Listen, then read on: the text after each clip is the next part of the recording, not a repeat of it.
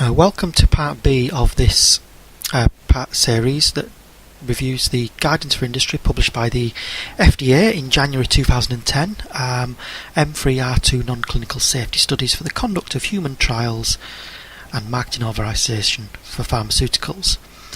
Mind maps are available for this series and can be obtained by sending a blank email to nonclinical@idaconsultants.com. The first part discussed in detail the non-clinical requirements for a standard pharmaceutical product. This part discusses the exploratory clinical trials programs that are available under the new regulations, generally known as microdosing studies. There are 5 approaches to microdosing studies, and I'll discuss each of them in turn.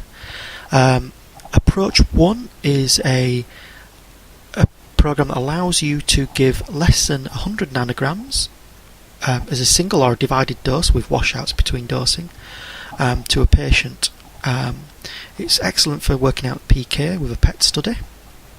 And all you need to be able to do this is some basic pharmacology, a bit of in vitro target and receptor profiling, and some primary pharmacodynamics for the dose setting, neither of which need to be done to GLP, and a general toxicology study, which is a single dose in a single species. Now that does need to be done to GLP.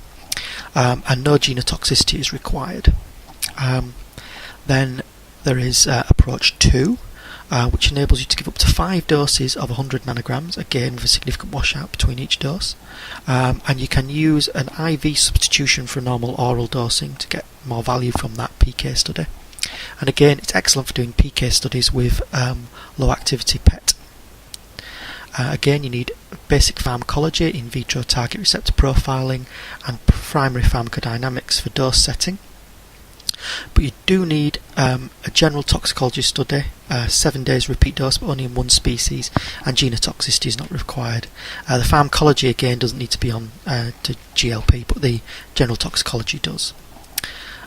So they're very fast-track ways of establishing if your product's PK profile is suitable for commercialisation and also suitable for treating the indication you're targeting at. Excellent for risk management. Approach 3 is a single dose escalation study. So you're giving one dose to patients, escalating up from starting at a subtherapeutic dose all the way into therapeutic dosing. It's excellent for PK, not probably best avoided for PET, but you're not looking for maximum tolerated dose. That's not what this is about. It's about PK up to your normal expected dosing point. Pharmacology again is the in vitro targeting and receptor profiling and primary pharmacodynamics for dose setting, but you will also need a core battery of safety pharmacology done to GLP, and this includes cardiovascular, CNS and respiratory toxicity testing, and you'll need a general tox package, single dose studies in 2 species, and you'll also need an AIMS test for the genotox. But again, it's quite a minimal package to be able to give doses up to your expected dose points that can be very powerful. And then there's 2 more approaches which are very similar, approaches 4 and 5, they're bundled together, and this enables you to give a 2-week dosing repeat dose study in man for looking for PK and PD. Again, you're not looking for a maximum tolerated dose at this stage. The difference between 4 and 5 is the starting dose and the finishing dose you go to, and how it's quite complex and you need to look at that in detail, but just bear in mind that there are 2 approaches, approach 4 and 5. The pharmacology for both these approaches is the same as that for approach 3, which is the in vitro targeting receptor profiling, primary pharmacodynamics for dose setting, and the core battery of safety pharmacology, CV, CNS and respiratory toxicity. General toxicity does differ. Approach 4 is 2 weeks of repeat dose in 2 species, a non-rodent and a rodent, quite a comprehensive package. But approach 5 is 2 weeks of repeat dose in rodent, and then all you have to do in the non-rodent is confirm the NOAL, which is the no observed adverse event level. Obviously that NOAL delivers an adverse event, a more detailed study will be required, but if you can confirm that NOAL level, then you're free to go into man on just the basis of a single animal study, which is of huge value. And for both approaches 4 and 5, welcome to Part B of this test and a chromosome series test for the reviews the guidance industry published by the FDA in January 2010.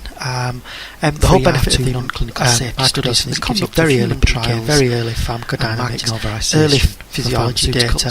Can have very available for this series and can be obtained by sending a blank email to nonclinical@idaconsultants.com with the dose levels. The first part discussed in detail reduce that dose. The non-clinical requirements for a standard pharmaceutical combined with PET. They can be extremely This powerful. part discusses the exploratory clinical trials programs as that usual. are available. The FDA have confirmed under the new that, regulations, generally known as microdosing studies, will require full adult there are safety 5 data, approaches to and you'll also microdosing require studies, and I'll juvenile discuss animal each data in as well. turn.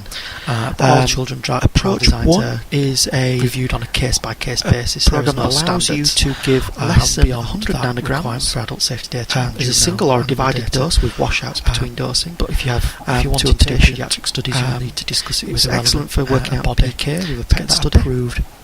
But as you can see, these And are all very you need powerful to tools. be able to do this is Some basic pharmacology, a bit of in vitro target and receptor profiling, so some primary pharmacodynamics, get those mind maps after the send dose an email setting, off to neither of which need to be nonclinical@idaconsultants.com, and also also go to toxicology website study, and which is single single dose dose less you you can can sign sign up up for. for. That does need to be done with which GLP. and Watches no and monitors genotoxicology this regulations. And there's a whole other bunch of resources approach to value there, which if you want to get in touch dosing discuss of these 100 aspects, nanograms, again just go to the website, contact details are there. We and always you can make use ourselves available in our IV expertise substitution available for normal oral dose for and discussions get more of value from from that PK more study. data information. And again, it's Don't excellent to hesitate get in PK touch. studies Thank you for with, taking the time to activity look at this presentation. And again, you need good luck with all basic your endeavours. pharmacology, in Thank you very vitro much. target Receptor profiling and primary pharmacodynamics for dose setting. But you do need a general toxicology study, 7 days repeat dose, but only in one species.